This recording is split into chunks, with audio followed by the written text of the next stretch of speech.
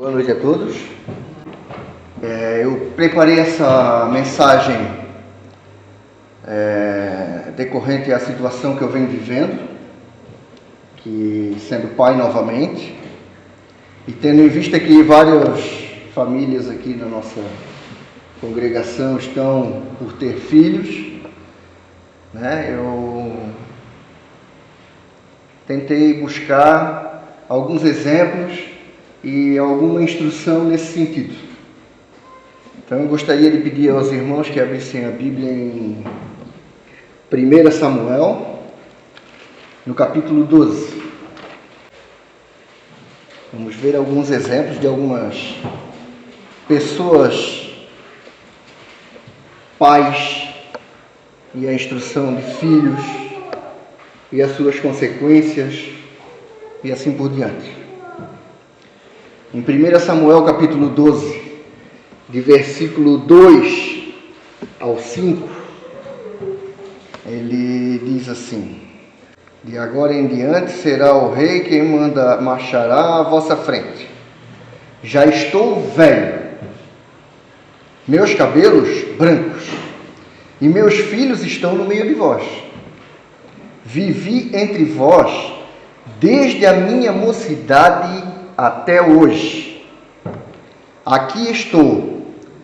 Deponde contra mim diante de Javé e do seu ungido, de quem tomei o boi e de quem tomei o jumento, a quem explorei e a quem oprimi,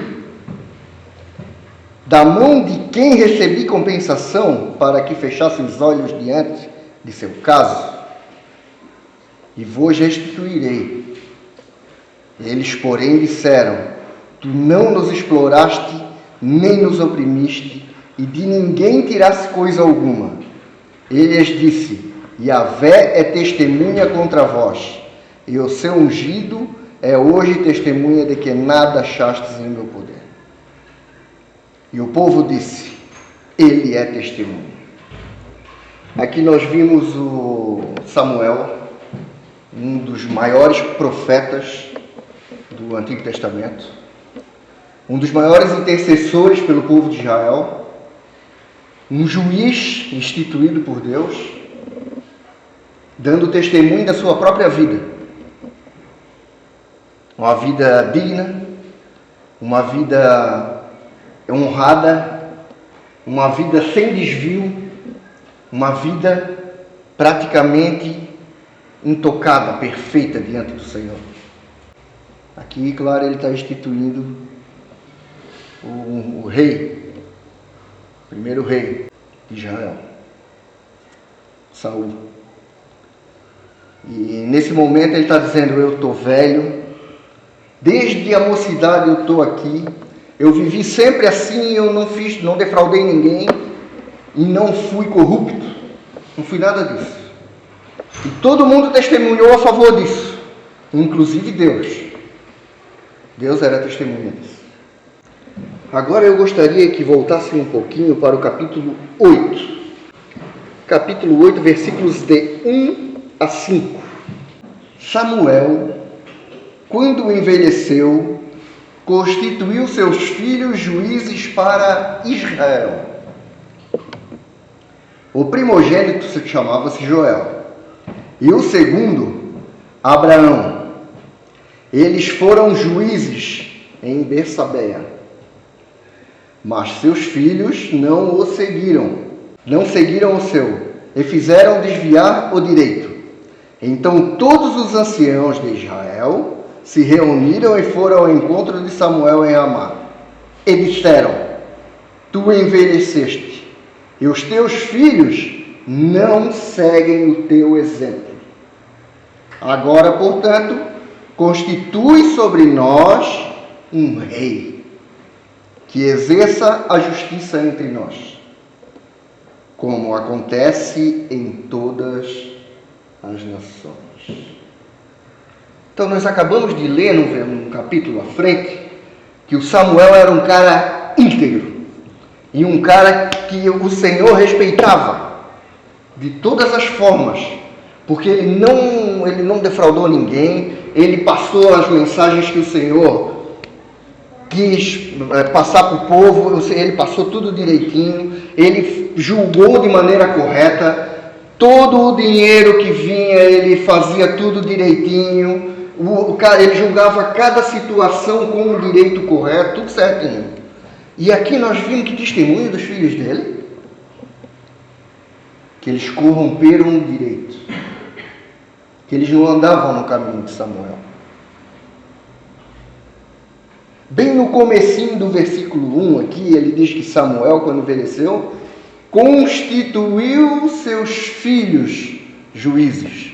Eu gostaria de saber se alguém sabe quem que tinha o poder de constituir um juiz. Deus. Que já tem uma pequena forma de nepotismo. Muito provável, o Samuel não conseguiu passar toda a retidão dele para ele, para os filhos, para cada um deles, pois estavam julgando mal, estavam corrompendo, trazendo dinheiro para poder dar o veredicto de acordo com aquele que pagasse. Será que nós vimos alguma coisa parecida hoje no mundo? Consequência disso tudo. Vamos ver a consequência de um homem reto, íntegro, não ter cuidado da sua casa. Aqui o povo era governado por Deus e já estava sendo julgado por homens, que eles já tinham pedido juízes. E aqui eles, para mim, na minha concepção, eles decaíram em muito, porque eles pediram para ser governado por um rei humano, corrupto. Aqui então foi gerado na casa de Samuel a monarquia humana no povo de Israel. E aqui se vê uma baita decadência nessa sociedade. Deixar um governo divino, perfeito, não corrupto, por um corrupto. E aqui foram os anciãos, todos os anciãos pediram isso. Todos os anciãos reclamaram disso. Ninguém estava mais aguentando aquele tipo de situação. Por quê?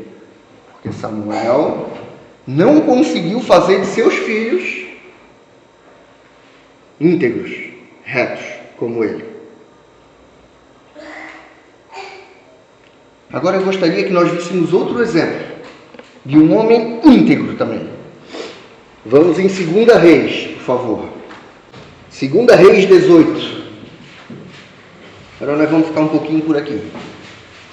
2 Reis, no capítulo 18, fala de um rei e de um reinado do Ezequias.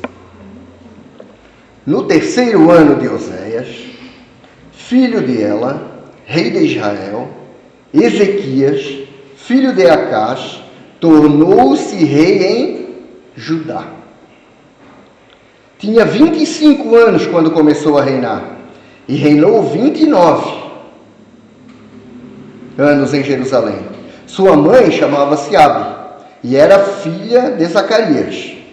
Fez o que agradava aos olhos de Javé, imitando tudo o que fizera Davi, seu antepassado. Foi ele que aboliu os lugares altos, quebrou as estelas, cortou os postes sagrados e reduziu a pedaços a serpente de bronze que Moisés havia feito.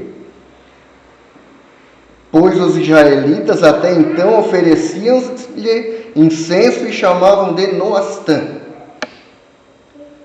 Pôs sua confiança em Javé, Deus de Israel. Depois dele não houve entre todos os reis de Judá quem lhe pudesse comparar. E antes dele também não houve. Olha só. Esse cara era bom. Quando ele pegou o reinado, estava contaminado o povo. altares a Baal, postes, ídolos, sacrifícios para Deus pagão. Tudo de errado, tudo que Deus pedia para o povo não fazer, eles faziam. E o que ele fez? Ele aboliu tudo daquilo. Ele acabou com tudo. Ele fez tudo conforme Deus lhe pediu.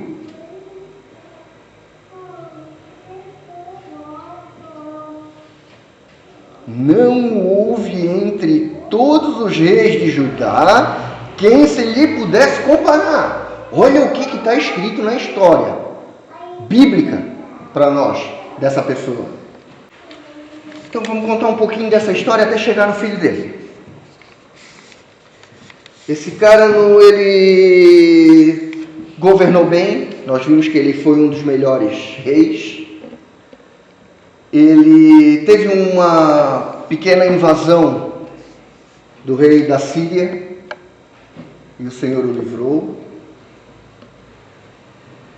Ele ficou doente. Nós vimos no capítulo 20 que ele ficou doente. E vamos dar uma olhadinha para ver o que o Senhor falou para ele nessa ocasião. Capítulo 20. Naquela época, Ezequias foi atingido por uma doença mortal. O profeta Isaías, filho de Amós, veio dizer-lhe: assim fala Yahvé, põe ordem em tua casa, porque vais morrer, não sobreviverás. Ezequias virou o rosto para a parede e assim orou a Yahvé: Yahvé, lembra-me, por favor, de como andei fielmente e com toda a probidade de coração diante de ti, fazendo o que era agradável aos teus olhos. E Ezequias chorou abundantes lágrimas. Isaías não tinha ainda deixado o meio da cidade, quando lhe veio a palavra de Yahvé: volta e dize a Ezequias, chefe do meu povo, assim fala Yahvé, Deus de teu antepassado, Davi, escutei tua prece e vi tuas lágrimas. Vou curar-te. Em 3 dias subirás ao templo de Yahvé e acrescentarei 15 anos à tua vida. Livrar-te-ei a ti e a esta cidade da mão do rei da Síria. Protegerei esta cidade por amor de mim mesmo e do meu servo Davi. Aqui nós vimos que o Senhor curou o próprio rei com um clamor que ele próprio fez, apresentando suas boas obras, pois era um judeu, e o Senhor o curou e o livrou da Síria.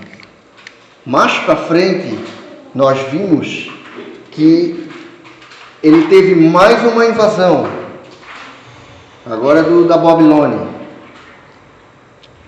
E querendo ou não, o Senhor ainda o livrou. Embaixada de aqui naquele tempo é o 12, versículo 12 do capítulo 20. Naquele tempo, Merodach Baladã, filho de Baladã, rei da Babilônia, mandou cartas e um presente a Ezequias, pois ouvira falar que Ezequias estivera doente. Ezequias ouviu os mensageiros e lhe mostrou o quarto do tesouro, a prata, o ouro, os aromas, o óleo precioso, bem como seu arsenal, e tudo o que havia nos seus armazéns. Não houve nada no seu palácio, ou em todo o seu reino que Ezequias não lhe mostrasse. Então o profeta Isaías foi ter com o rei Ezequias e perguntou-lhe: que disseram aqueles homens e de onde vieram para te visitar? Ezequias respondeu: vieram de um país longínquo, da Babilônia. E Isaías continuou: que é que viram em teu palácio? Ezequias respondeu: viram tudo o que há no meu palácio. Não há nos meus armazéns que eu não lhes tenha mostrado. Então Isaías disse a Ezequias: escuta a palavra de Yahvé. Dias virão em que será levado para a Babilônia tudo quanto existe no teu palácio. Tudo o que teus antepassados acumularam até hoje, nada ficará, diz Yahvé. Dentre os filhos que te nascerem, os que geraste tornarão alguns mais para serem eunucos no palácio do rei da Babilônia. Ezequias disse a Isaías: é favorável a palavra de Yahvé que anuncias. Com efeito, ele pensava: por que não, se houver paz e segurança enquanto eu for vivo? Cara, ele deu de ombro aqui. O que tem se acontecer isso? Se houver paz enquanto eu for vivo. E é o que se vê em muito pai por aí hoje. Está tudo certo. Enquanto eu for vivo, está tudo certo. Depois eles que se virem. Mas vamos além. Vamos olhar agora esse filho.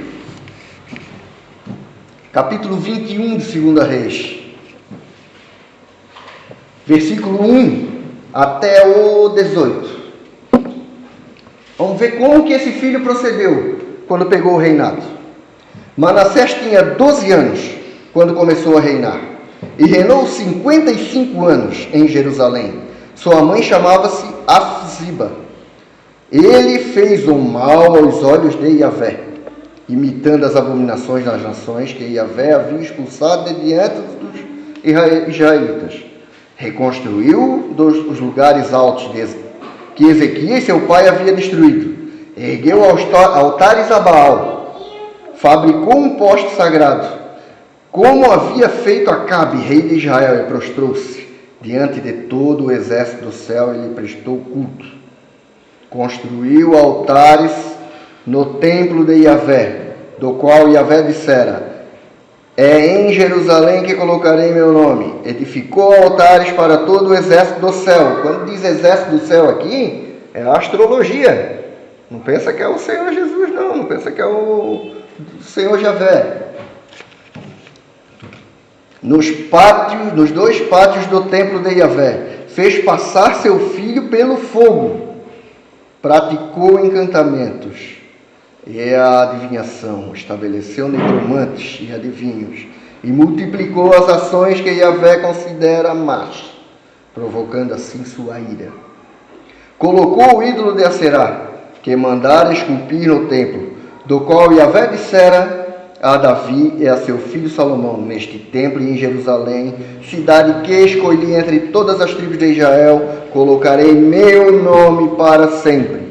Não mais farei com que o pé de Israel vagueie longe da terra que dei a seus pais, contanto que se dediquem a praticar tudo quanto lhes ordenei, segundo a toda a lei que meu servo Moisés determinou para eles. Mas eles não obedeceram. Manassés os corrompeu, a tal ponto que fizeram mais mal que as nações que Yahvé havia exterminado diante dos israelitas. Isso é muito sério. Então Yahvé falou por intermédio de seus servos, os profetas, dizendo: já que Manassés, rei de Judá, cometeu essas abominações, procedendo ainda pior que tudo o que tinham feito antes dele, os amorreus, e fez pecar também Judá, com seus ídolos. Assim fala Yahvé, Deus de Israel: eis que faço cair sobre Jerusalém, sobre Judá, uma desgraça tal, que fará retinir os dois ouvidos de todos que dela ouvirem falar. Passarei sobre Jerusalém o mesmo cordel que passei sobre Samaria, o mesmo nível que usei para a casa de Acabe. Limparei Jerusalém como se limpa um prato, que se vira para baixo depois de haver limpado. Abandonarei os restos da minha herança. Entregá-los-ei nas mãos de seus inimigos, e eles servirão de presa e de espólio a todos os inimigos. Porque fizeram o mal aos meus olhos e provocaram minha ira, desde o dia em que seus pais saíram do Egito até hoje. Manassés derramou também o sangue inocente em quantidade tão grande que inundou Jerusalém de um lado ao outro. sem falar nos pecados que fez Judá cometer, procedendo mal aos olhos de Javé. O resto da história de Manassés, tudo o que fez, os pecados que cometeu, não está tudo escrito no livro dos anais dos reis de Judá? Manassés adormeceu com seus pais e foi sepultado no jardim do palácio, o jardim de Osé. Seu filho Amon reinou em seu lugar. Então aqui nós vimos o quê? Primeiramente, o rei Ezequias, um ótimo rei, um cara idôneo, aquele que procurou fazer praticamente tudo que o Senhor, ou quase tudo, que o Senhor pediu para que seja feito. Vimos que Manassés tinha 12 anos quando começou a governar. Se Deus deu mais 15 de vida para Ezequias, ele nasceu 3 anos depois que o Ezequias recebeu a ordem lá, ao ser curado. Põe em ordem a tua casa. E o que fez Ezequias, que nós vimos? Deu de ombro. Não cuidou do jeito que era para cuidar. Resultado, o filho dele fez tudo ao contrário. Edificou de volta os postes a ídolos. Sacrificou e queimou o próprio filho. Isso é abominável. Necromantes, feitiçaria, adivinhos. Enfim, tudo o que o Senhor reprova. Ele induziu e influenciou a casa de Judá a proceder mal. Derramou mais sangue e fez mais coisas más do que os próprios povos que o Senhor tinha afastado de perto dos israelitas. E o que o Senhor fez? Mandou um recadinho através dos profetas. Vamos ver a confirmação desse recado aproximadamente 100 anos depois. Deus cumprindo esse recado que nós acabamos de ler aqui. Em Jeremias, no capítulo 15. Jeremias capítulo 15, versículos de 1 a 4. Isso aqui 100 anos depois, aproximadamente. Um pouco mais, um pouco menos. Eu não tenho a informação correta, mas é 100 anos depois acontecendo. E Yahvé me disse, ainda que Moisés e Samuel, os 2 maiores intercessores da história até então, estivessem diante de mim, não teria piedade desse povo. Expulsa-os da minha presença, que eles saiam. E se disserem, para onde iremos? Tu lhes dirás assim, disse Yahvé. Aquele que é da morte, para a morte. Aquele que é da espada, para a espada. Aquele que é da fome, para a fome. E aquele que é do cativeiro, para o cativeiro. Eu os visitarei com 4 coisas. Oráculo de Yahvé. A espada para matar, os cães para dilacerar, as aves dos céus e os animais selvagens para os devorar e destruir, e os porei como objeto de horror para todos os reinos da terra, por causa de Manassés, filho de Ezequias e rei de Judá, pelo que fez em Jerusalém. Olha só, isso é muito forte. Nós vimos que na casa de Samuel, a monarquia foi gerada, baseada na má instrução dele nos filhos. Porque se os filhos dele não corrompem, ainda continuaria aquela situação. E vimos aqui que na casa de Manassés foi gerado, foi o útero do cativeiro babilônico do povo de Israel. Olha as consequências da gente não instruir direito nossos filhos. Nossos sobrinhos, para quem não tem filhos. Nossos afilhados, para quem vem de outras denominações da qual tem. Enfim, nossos vizinhos, os amigos dos nossos filhos. Porque aqui eram dois pais que nós estamos vendo, que pessoas íntegras. Não está dizendo que são pessoas ruins, más, que fizeram mal. Não! São pessoas íntegras aos olhos do Senhor. E que, na criação dos filhos, erraram. Por negligência, por descuido, por insensatez. Não entendo o porquê. Muitas vezes puderam até ter se esforçado para fazer a coisa. Mas aqui nós vimos que eles não conseguiram. E não foi o suficiente.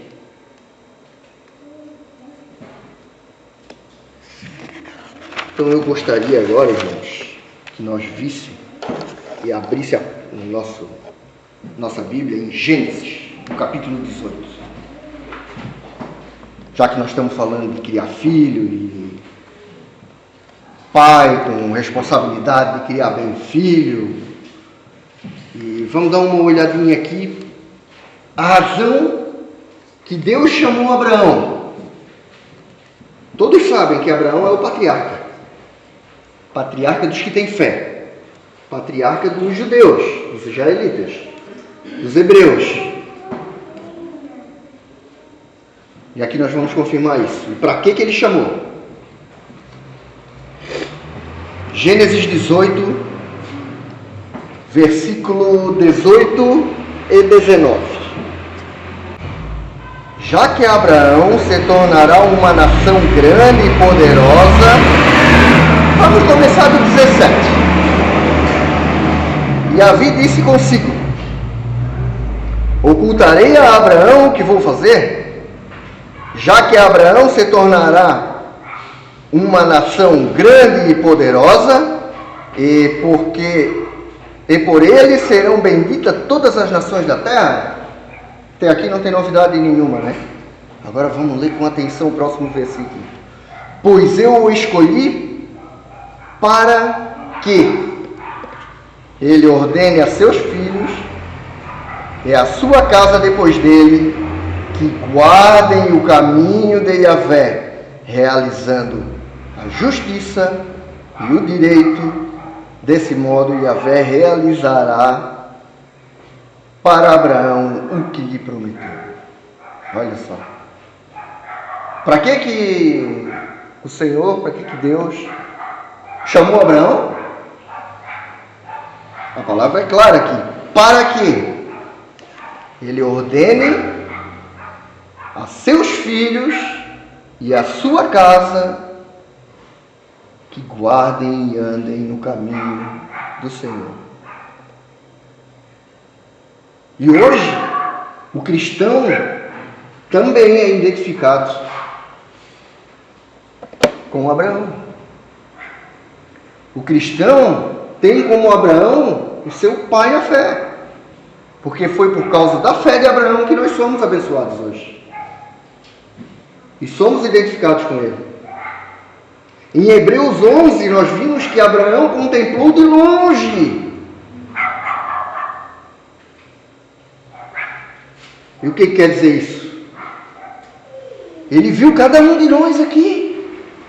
Hoje, eu, o Belk, o Bruno, a Carol, cada um de nós somos parte dessas pessoas que o Senhor levantou, dessas nações que o Senhor levantou de Abraão, na fé. E como ele designou a Abraão, ele designa a nós, para que nós instruamos os nossos filhos no caminho do Senhor. E agora então, eu já não vou falar de coisa de novidade. Até agora aqui talvez Ezequias fosse novidade para alguém, Manassés, os filhos de Samuel. Essa questão do pai de Abraão também não é muita novidade, mas a questão de que ele foi levantado para instruir os seus filhos e a sua casa nos caminhos do Senhor, talvez seja alguma informação nova que tenha vindo. Mas agora eu não vou levantar a questão nova. Vou levantar a questão antiga, e muito antiga. E por isso nós continuamos no Antigo Testamento, em Deuteronômio. Deuteronômio 6. E aqui tem uma palavra muito importante para mim hoje. Deuteronômio capítulo 6, no versículo 4 a 9, ele diz assim, ouve, ó Israel, Yahvé nosso Deus é o único Yahvé. Portanto, amarás a Yahvé, teu Deus, com todo o teu coração, com toda a tua alma, com toda a tua força. Que estas palavras que hoje te ordeno estejam em teu coração. Tu as inculcarás aos teus filhos e delas falarás sentado em tua casa e andando em teu caminho, deitado e de pé. Tu as atarás também à tua mão como um sinal, e serão como um frontal entre os teus olhos. Tu as escreverás nos umbrais da tua casa e nas tuas portas. Olha só. A palavra que hoje é: tu as inculcarás.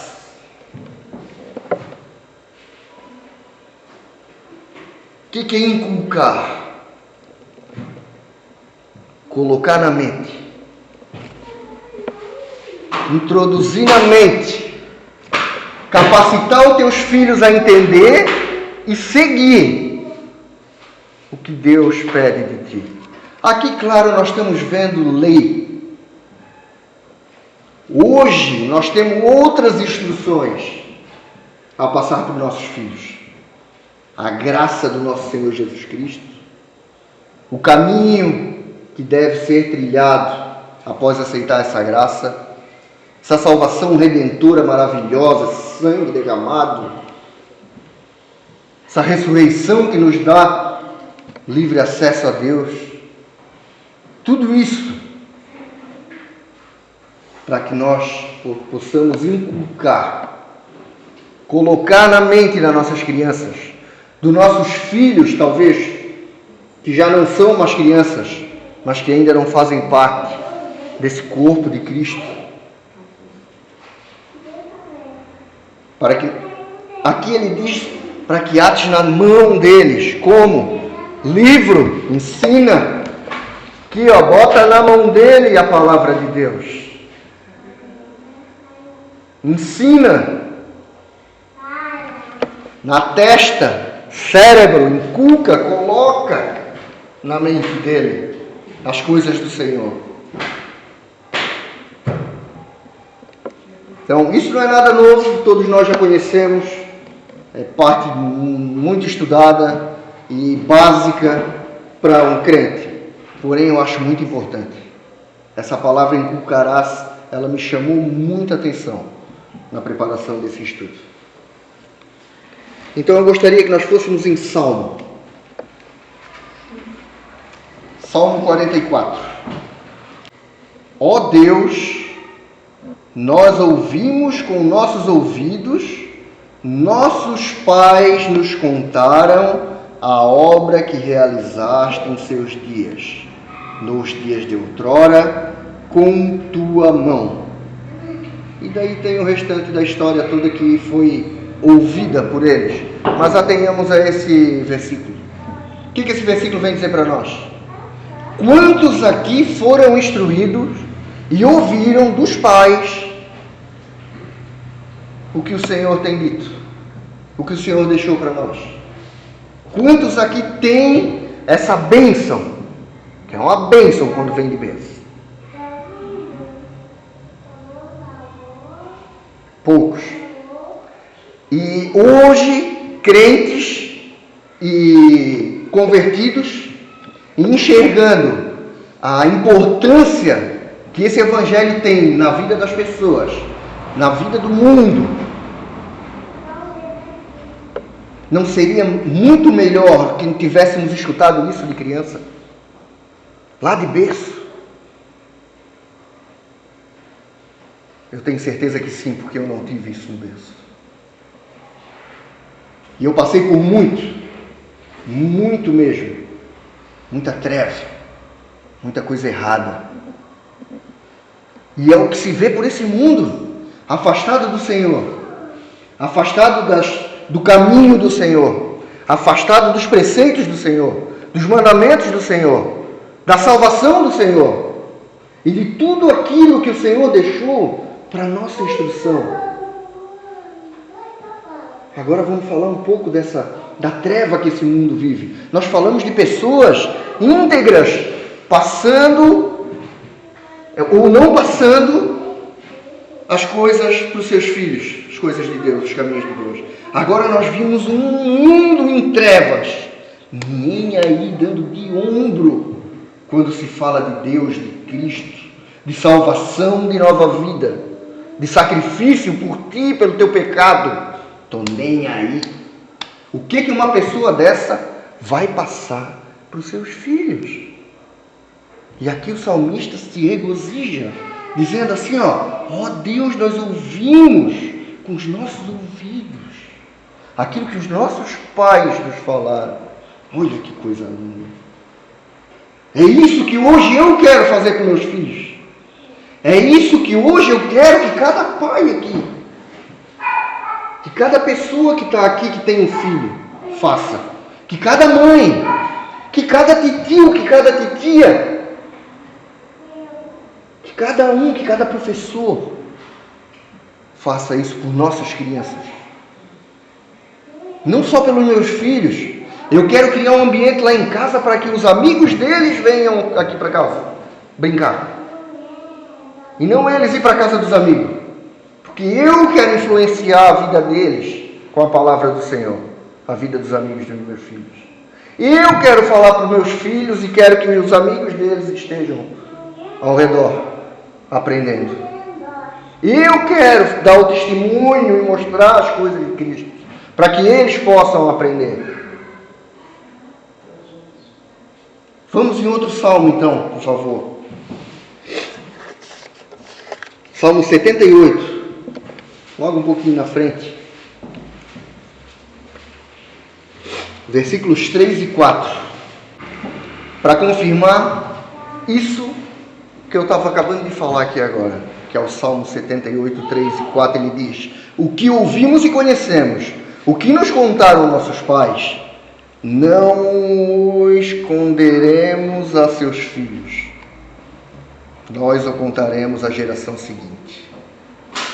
Passar para a próxima geração. Infelizmente eu não escutei isso dos meus pais. Mas hoje eu quero que meus filhos escutem de mim.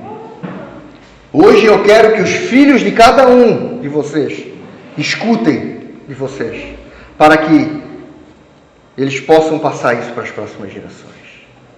Esse é o sentido. Então agora finalmente chegamos a 2 Pedro. Vamos pegar um pouquinho de Novo Testamento então para mim não perder nada. Capítulo 1, versículo 12 a 15. Versículo 12 do capítulo 1 de 2 Pedro, ele diz assim: eis porque vos trarei sempre à memória essas coisas, embora já as saibais, e estejais firmes na verdade que alcançastes. Entendo que é justo despertar-vos com as minhas admoestações, enquanto estou nesta tenda terrena, sabendo que em breve hei de despojar-me dela, como aliás nosso Senhor Jesus Cristo me revelou. Assim farei tudo para que, depois da minha partida, vos lembreis sempre delas. Olha só, isso é muito importante. Isso é muito importante. Aqui, mais uma vez, o que ele diz, eu tentei dizer aqui. Eu falei de coisas aqui que eu apenas lembrei. Falar das coisas para os filhos, falar das obras do Senhor, falar da salvação, inculcar na cabeça deles.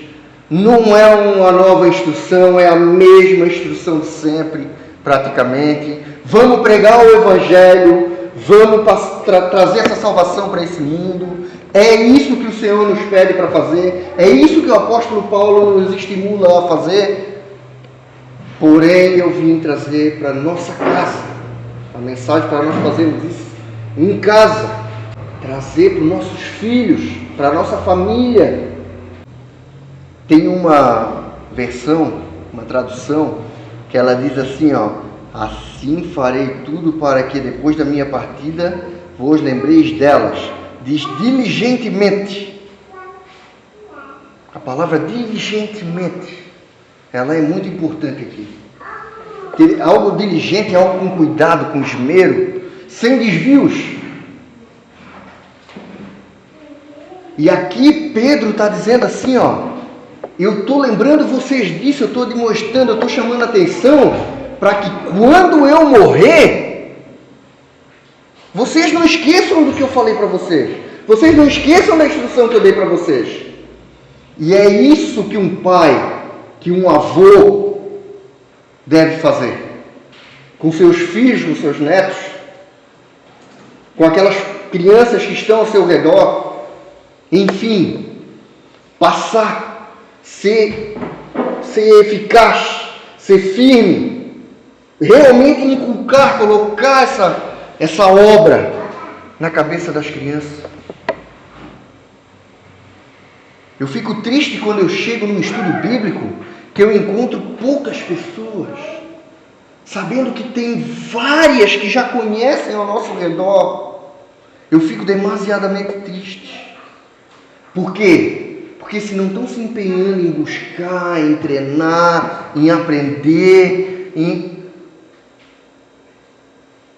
nós temos que nos fortificar, irmãos, para poder passar isso para frente. Com todo esmero, com toda força, toda diligência, com todo empenho. Nos fortificar. Porém, eu me alegro de todos vocês que estão aqui hoje, procurando esse alimento, procurando aprender, procurando transformar sua vida, sua mente, para poder ser o caminho de salvação para muitas pessoas e principalmente para a sua casa. Quero dizer e lembrar nós novamente que nós estamos numa corrida de revezamento, uma corrida de bastão. E se nós fracassar em passar esse bastão, nós vamos entrar num período de apostasia, num período de evacuação das igrejas. E é isso que se vê em muitos países, tipo a Holanda na Europa. Era um país extremamente protestante, cristão, sério. Hoje não se vê, as igrejas estão tudo vazias. Tu vai lá, tu és um turista, tu vai lá para tirar foto nas igrejas, isso e aquilo. Mas culto, estudo da palavra, isso e aquilo, não existe mais. Várias igrejas pelo mundo assim se transformaram em museus, em bares e boates. É triste saber disso. É triste. Porque de onde o Senhor me resgatou, a negligência dos crentes daquela região transformaram naquilo que me atraía para a perdição. Um local que era tido para estudos da palavra, para edificação. Isso tudo porque eu acredito que os pais falharam em passar o legado aos filhos. Um legado cristão. Por quê? Porque muitas vezes, meu filho, vai para a igreja, mas eu não vou. Pai não vai. Meu filho, seja direitinho, seja honesto. Não conte mentira. Daí chega alguém, liga o telefone lá, o filho atende e diz, diz que eu não estou. Muitas vezes é esses os exemplos que se vê, não só nesse mundo, viu? Mas no meio dos crentes, no meio de cristãos. Isso é muito triste. Outra Nós temos que ser esse exemplo de que Cristo realmente é eficaz, que Cristo realmente nos salva, nos tira daquele mundo de trevas e nos transporta para o seu reino de luz. Como que as nossas crianças vão nos ver? Como que elas estão nos vendo? As crianças que estão ao nosso redor, sendo filhos, sobrinhos, afilhados, vizinhos, quem seja, como que eles estão nos enxergando? Como um exemplo de quê? De mundo ou de Cristo? De treva ou de luz? Como já foi falado antes, nós temos várias maneiras para passar para os nossos filhos esse legado. Uma conversa. Escreve nos umbrais, não foi isso que nós lemos lá em Deuteronômio? Escreve lá na porta, lá, bota um versículo lá. Jesus te ama, ele te salvou, morreu por ti, cara. Bota lá. O WhatsApp, às vezes o filho está lá, não quer te dar bola porque ele está no computador. Vai lá no WhatsApp, manda mensagem para ele. Bota no prato de comida dele a mensagenzinha ali, escreve. Quem tem uma filha, vai no espelho lá, escreve o batom no espelho dela. Jesus Cristo te salvou, Ele te ama. Ele quer te dar uma vida nova. Sai dessa treva. Entra nesse reino de luz. É isso que nós devemos fazer. É isso e esse empenho que nós devemos ter. Então eu gostaria, irmãos, de estimular que nós possamos orar cada vez mais pelas nossas crianças, pelos nossos filhos, pelos nossos sobrinhos, pelos nossos netos, para quem é vovó, é vovô. Enfim, que nós possamos transmitir e ser esses exemplos. Que nós possamos nos empenhar a mudar a nossa mente, trocar pela mente de Cristo, para que possamos ser esse instrumento que Deus nos pede. Que foi para isso que Ele nos chamou, se nós somos identificados com Abraão. Porque Ele levantou Abraão para quê? Para que instrua os seus filhos e a sua casa para andarem nos caminhos do Senhor. Então, irmãos, essa é a mensagem para hoje. Essa é a mensagem que o Senhor me estimulou e me inspirou a trazer. Olhando para as consequências de uma má administração e gerência da sua própria casa, dos seus próprios filhos, enfim. Uma responsabilidade que nós temos e que a consequência não deve ser a mesma que nós vimos em Samuel, que era uma ótima pessoa aos olhos do Senhor. Ezequias, um ótimo rei, não teve ninguém melhor que ele, a Bíblia nos diz. E aqui eu sei que há pessoas extremamente... Deus está vendo cada um de nós aqui, ó. Nós somos show de bola, porém, vamos tomar cuidado para não ter o mesmo tipo de negligência, pessoal. Por favor. Essa é a exortação do dia de hoje. Que o Senhor abençoe a todos.